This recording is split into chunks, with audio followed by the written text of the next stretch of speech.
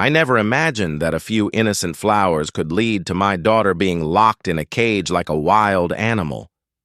But that's exactly what happened on a scorching Tuesday afternoon when a power-drunk HOA president decided that punishing a 5-year-old with a dog kennel was perfectly reasonable. You read that right.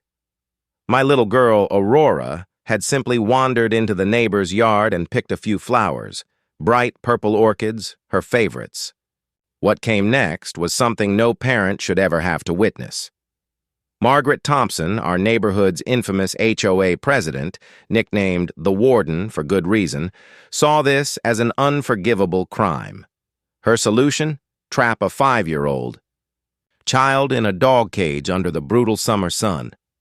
She didn't know who I was. She didn't know that the man she just crossed was the chief prosecutor for the entire county. This isn't just a story of a neighborhood gone mad.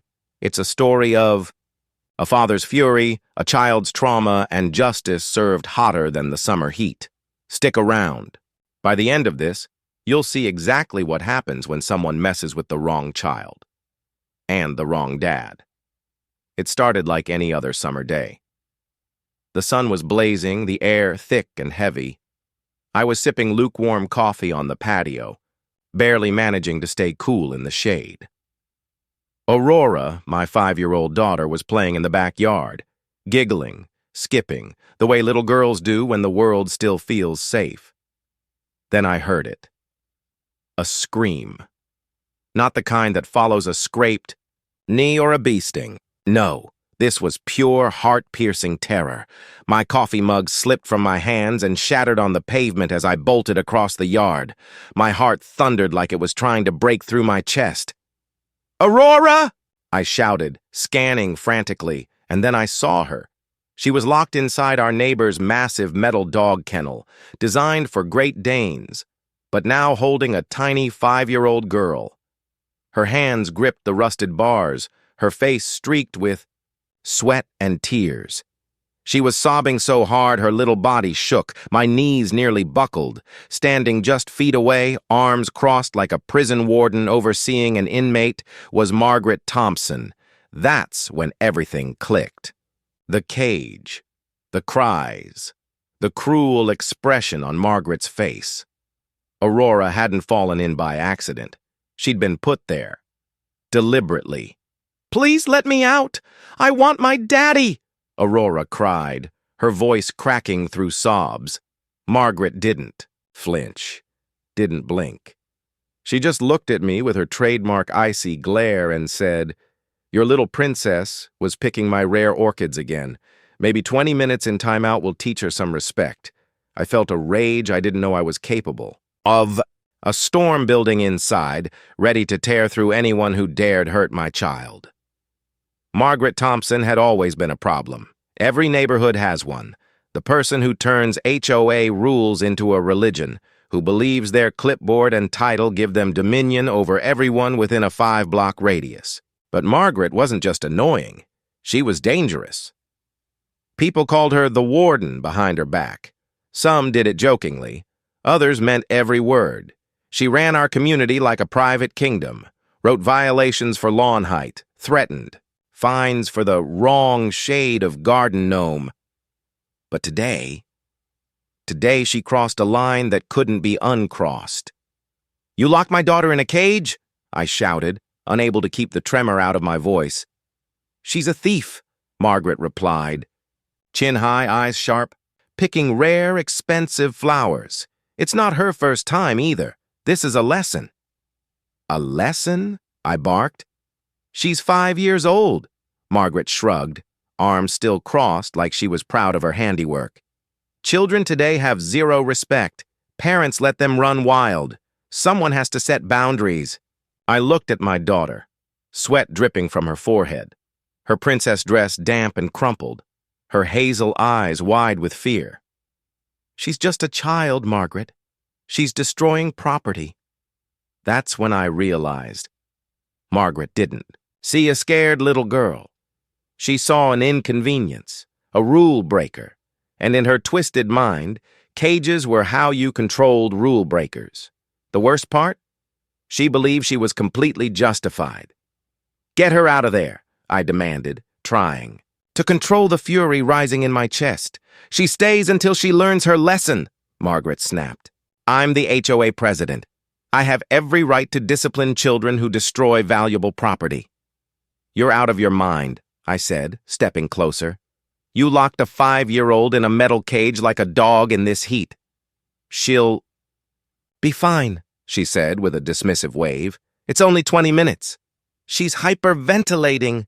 I pointed to Aurora's trembling body. She's terrified. Maybe next time she'll think twice before stealing from my award-winning garden, Margaret replied smugly. I pulled out my phone. I'm calling the police, she laughed. Actually laughed. Go ahead. My husband runs the police union. Captain Thompson. You think anyone will touch me? That stopped me for half a second, but only half. I looked into my daughter's eyes. She didn't understand what was happening, only that she was trapped and scared. Her little hands clutched the bars, her face flushed and slick with tears. Daddy, why won't the scary lady let me out? She sobbed. I only picked 3 pretty flowers for Mommy. My heart shattered. It took everything I had not to scream. Margaret, I said, deadly calm, you've crossed every line. This is your last chance. She narrowed her eyes and folded her arms even tighter. Absolutely not. She stays in for exactly 30 minutes. That's what irresponsible parenting gets you. That's when I reached for my wallet. Not to pay. Her. To show her who she was really dealing with. From my back pocket, I pulled out my leather wallet and flipped it open. The sun caught the gold seal, gleaming bright and unmistakable. I'm David Mitchell, I said, holding it up to her face. Chief Prosecutor for this entire county. Margaret's smirk froze in place. You have committed multiple felonies in the last 15 minutes, I continued. Child endangerment, unlawful imprisonment, criminal abuse. The blood drained from her face. She took a half step back. You're lying, she stammered. You can't be. That's impossible. Open. The cage. My voice was ice. This is your final warning before I have you arrested and your entire life dismantled. She stood still for a moment, visibly shaking. Then, with trembling fingers, she reached down and fumbled with the cage's latch. The door clanked open. Aurora burst out, collapsing into my arms. She clung to me with all her strength, sobbing so hard I could feel her heart beat through her. Tiny chest. It's okay, baby, I whispered, cradling her tight. Daddy's here. You're safe now. Margaret hovered nearby, stammering. It was just a misunderstanding. I was trying to teach her respect for valuable property. That's all. No harm meant. I stood slowly, my daughter wrapped tightly around me. No harm? I said coldly. You locked a 5-year-old in a kennel like a stray animal. That's not discipline, that's torture. And I wasn't done, not by a long shot. Aurora clung to me like a lifeline, her little body shaking with fear. I could feel her tiny fingers digging into my shirt, like if she let go, she might end up back in that cage. I was so scared, Daddy, she whispered through choked sobs. It was hot, and I couldn't breathe good. I thought I was going to die in there. Her princess dress was soaked with sweat and tears. Her cheeks were red and blotchy. Her hair stuck to her forehead. She looked like a child who had been through war, not a simple afternoon playtime. I gently brushed the hair from her face and kissed her forehead. It's over, baby girl. You're safe. I promise. Behind me, Margaret was still trying to salvage her crumbling world. She was destroying my orchids. Those flowers cost thousands of dollars. I had to do something. I turned and looked at her. 3 flowers. That's all Aurora had picked. Maybe $20 total from a garden center. You caged a child? Over $20 worth of flowers? I said, voice low and dangerous. You traumatized an innocent girl for a handful of petals. Neighbors began to gather, drawn by the shouting and Aurora's screams. Mrs. Rodriguez from next door gasped when she saw Aurora's tear-streaked face. Margaret Thompson, she snapped. What in God's name have you done? Margaret tried to explain. I was just trying to— You were committing crimes, I cut in, against my daughter. Word of what happened spread through the neighborhood like wildfire. By that evening, every porch light seemed to burn a little brighter with tension. Phones buzzed, group chats exploded, parents were outraged. The idea that a child, any child, could be locked in a dog cage by an HOA president was beyond disturbing. It was unthinkable, and yet, it had happened. That night, Aurora couldn't sleep. She curled up in my arms, trembling, asking the same question over and over. Daddy, is the cage monster gonna come back? No, sweetheart, I whispered, stroking her back. She'll never hurt you again. But I wasn't done. Not even close. The next morning, after making sure Aurora was with her mother and safe, I drove straight to the county courthouse. I didn't need to prepare a case file. I was the case file. I filed formal criminal charges against Margaret Thompson, child endangerment in the first degree, unlawful imprisonment of a minor assault on a child, criminal abuse. Each one carried serious prison time. Together, they painted the picture of exactly what she was, a threat. Meanwhile, the HOA board called for an emergency meeting. The community demanded answers, and Margaret's smug justifications weren't going to cut it this time. She wasn't just facing legal justice. She was about to face the fury of every mother and father in the neighborhood. The emergency HOA meeting. The following evening was standing room only.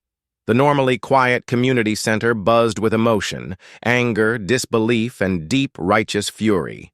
Parents held their kids closer. Eyes glared in Margaret's direction, like she was something toxic. Margaret stood at the front, still clinging to her authority like a life raft. She adjusted her pearl necklace and cleared her throat, trying to regain the composure she once used to scare people into trimming their hedges. I was simply protecting valuable community property, she began. Irresponsible parents need to control their destructive children. What I did wasn't abuse. It was necessary discipline. The room erupted. You locked a 5-year-old in a dog cage, shouted Mr. Davis from Maple Street, his voice booming with fury. What kind of monster does that to a child? She could have died from heat stroke in there, cried Mrs. Chin, wiping tears from her eyes. That poor baby was terrified. Margaret raised her hands like she could somehow calm the storm. I just wanted to teach a lesson. You taught us something. I cut in coldly, standing near the back with Aurora safely in my arms. You taught us that power in the wrong hands is dangerous. The vote to remove Margaret as HOA president wasn't close. 52-1. She voted for herself, and just like that, the warden's reign ended, not with a bang, but with a humiliating fall from grace, led by the very community she thought she controlled. 2 weeks later, there was a knock at my door. Past midnight. I opened it to find Captain Thompson, Margaret's husband, standing on my porch. The retired police captain looked nothing like the smug authority figure Margaret had name-dropped. His face was pale, eyes heavy with guilt, shoulders slumped like the weight of the world had crushed him. Mr. Mitchell, he began softly, please, have mercy.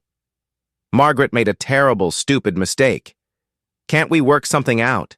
Community service, heavy fines, anything but prison. I stared at him in silence for a long moment. Your wife tortured and traumatized my daughter, I said finally. Aurora still wakes up screaming from nightmares. She's afraid to go into the backyard. Do you think community service erases that? He had no response. Just shame. I closed the door. 4 months later, the trial began. I didn't prosecute the case personally. It would have been a conflict of interest. But I sat in the front row of the gallery every single day. The prosecutor, my colleague, tore Margaret's defense apart piece by piece. Enlarged photos of Aurora inside the cage made jurors visibly recoil. A video I had taken on my phone played for the court. Aurora's sobs, her gasps, her terrified cries for help. Then came the hardest part. Aurora took the stand. Even at her young age, she spoke, with trembling honesty. Her words were simple, but the pain behind them shattered the courtroom. Even the toughest jurors wept. Justice had only just begun. Margaret's defense team tried every trick in the book. Her expensive attorney painted her as a misunderstood community figure. My client was simply maintaining neighborhood standards, he argued. This was a brief timeout gone slightly too far. The child was not permanently harmed. It was a pathetic excuse. Our prosecutor stood and turned to the jury.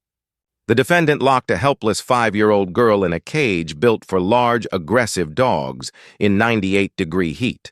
That is not discipline. That is psychological torture. Then came the medical experts. Child psychologists testified at length about the effects of trauma. One described how confinement like that could instill lifelong anxiety, phobias, and trust issues. What Aurora experienced was more than fear, the experts said. It was a complete violation of safety, and at her age, that shapes the rest of her emotional development. And then, against all advice, Margaret took the stand herself. It was her biggest mistake. I was trying to teach the child basic respect, she said, with that same arrogance she'd always worn like a badge. Children today lack discipline. Their parents are too permissive. I was doing what they wouldn't. The prosecutor didn't let it slide. So you decided the appropriate response to picking 3 flowers was caging her like a rabid animal? She was in there for 20 minutes at most, Margaret said, defensively. I could have handled it. It's not that bad. You're an adult, the prosecutor fired back. She's 5. She thought she was going to die. That was the moment the jury turned fully. Margaret's face hardened, but it was too late. The jurors saw her for who she truly was. Not a strict neighbor, but a woman who would rather destroy a child's innocence than admit she was wrong. The jury didn't need long. 90 minutes of deliberation was all it took to return a unanimous verdict. Guilty, on every single count. The sentencing hearing was even more powerful. The courtroom was packed, not just with neighbors, but with parents from nearby communities, news crews, and child safety advocates. Everyone wanted to see how this ended. Neighbors took the stand to share how deeply the incident had shaken the community. Parents described their own children's fears. One mother said her daughter refused to play outside for weeks after hearing what happened to Aurora. Aurora's therapist gave a heart-wrenching testimony about her lingering nightmares, her sudden fear of enclosed spaces, and how long it might take for her to fully trust the world again. Then it was my turn. I stood slowly, cradling my daughter's favorite stuffed animal in one hand. I looked straight at Margaret, who sat with her eyes downcast. Your Honor, I said, my daughter spent months asking me why the cage monster wanted to hurt her. She was afraid to be alone in her own backyard. That's what this woman did. She stole my daughter's sense of safety. I paused to let it sink in. She shows no remorse, no understanding of the cruelty she inflicted. That makes her a danger to every child in this community. The judge nodded solemnly. Margaret Thompson, you are sentenced to 6 years in state prison, he said, followed by 10 years of supervised probation. You are permanently banned from holding any position involving children or community authority. Justice had been served. The weeks after sentencing were a mix of healing and rebuilding. Aurora began therapy twice a week. Her nightmares didn't vanish overnight, but slowly the fear loosened its grip. She still refused to go near anything with bars. Playground jungle gyms, fences, even the crate we used to keep her toys. But with time, patience, and love, her giggles started returning. Not all at once, but in pieces, like little rays of light. Breaking through clouds, we took out the dog cage in our backyard and in its place planted a flower garden together. Purple orchids, her favorite. "These are safe flowers," she said one day, kneeling in the dirt with a plastic trowel. "No one can get mad at these." Our neighborhood changed too. The new HOA leadership, elected weeks after Margaret's sentencing, came in with a vow to restore trust.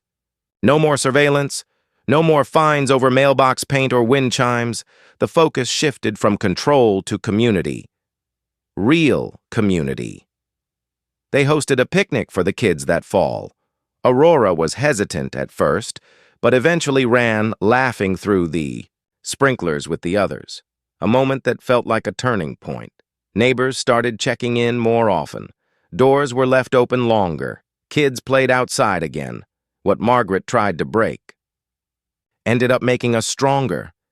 Some days, I still walk by that corner of the yard and remember her voice calling out, trapped, scared, confused. And I still feel the helpless rage that hit me like a freight train. But that's not where this story ends. This story ends in a garden. One afternoon, Aurora handed me a freshly picked orchid. "For Mommy," she said with a proud smile. I knelt down beside her and helped plant it in the dirt. "Do you think the mean lady's gone forever?" she asked softly. "Yes," I told her, "and even if she ever tries to come back, Daddy will always be here." Being a prosecutor means understanding justice, its limits, its power. But that day, I wasn't the prosecutor. I was a father. And nothing in this world could have stopped me from protecting my little girl. The cage is gone now. In its place, a blooming garden, a symbol of innocence reclaimed, of healing, of everything Margaret tried to crush.